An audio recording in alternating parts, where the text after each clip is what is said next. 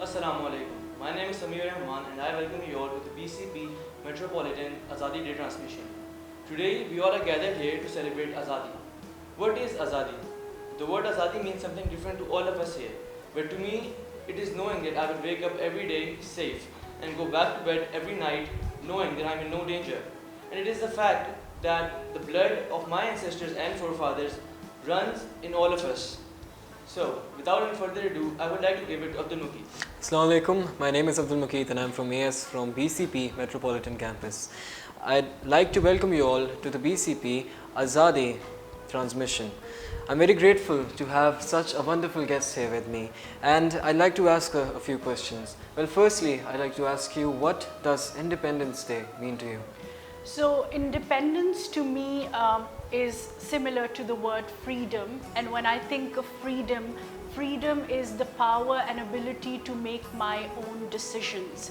And I think this definition applies both at an individual level to each one of us, and then it also applies on a collective level to us as a nation, as a country, the ability to make our own decisions. And I think the recent pandemic has made us even more aware of the importance of having this freedom.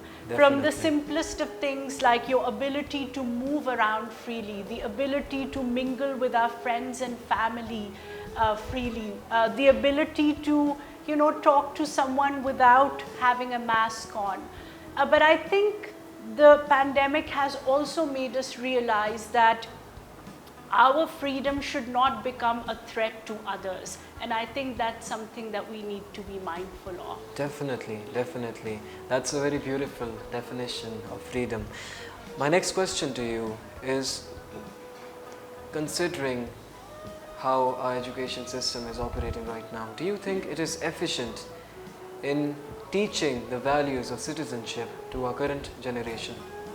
Definitely. Of course, I think when we say citizenship, that includes civic sense, the ethics of working in a place, in a working environment, professionalism, and then just generally being aware of our responsibilities and duties as citizens of a nation, not just towards our country but also towards our fellow citizens.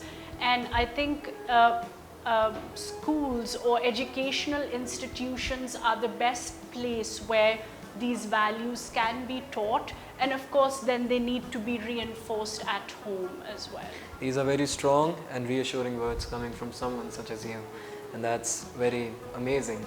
My next question for you, and the last question, is what do you hope, what do you see when do you think of Pakistan in the future? What are your goals for Pakistan in the future? So being an economist, my hope for the future of Pakistan is definitely a Pakistan that is on a trajectory of upward economic growth, inshallah, and of course sustainable development. And one thing I really hope to see in the future is that our country's leadership making more investment in the humans of our country, which is the nation. So focusing on things like educational services, healthcare, social security, protection of the vulnerable and marginalized communities of our society, which include women and minorities. And in general, I hope that we're able to create a safe environment for everyone around us. So yeah, that's my hope for Pakistan's future. That's amazing. Another question for you is, what do you see in an ideal Pakistani? What are the qualities that you want to see in an ideal Pakistani? I think that's a tough question. I mean, we all know what the right ideals are in any citizen of a country. But of course, truth, honesty, to a certain extent, discipline, and then this idea of belonging, not just to the country or to the homeland, but also this feeling of unison to others, to other fellow citizens. Because I think at the moment we all stand very divided, and That's true. we tend to focus on our differences rather That's than true. focusing on our Similarities. commonalities and the things that bring us together. So in general, I think a positive and optimistic attitude towards the future of the country. Everybody says that we're a very resilient nation, but I also think that at some, sometimes we're always very disappointed, and we think like there's no hope. So I think a little more optimism and a little bit more hope would definitely help us go a long way. Well, your optimism right now is helping us a lot actually. Thank you for your beautiful words. It was very interesting to have this talk with you. I'm very grateful for this. And that's all for now.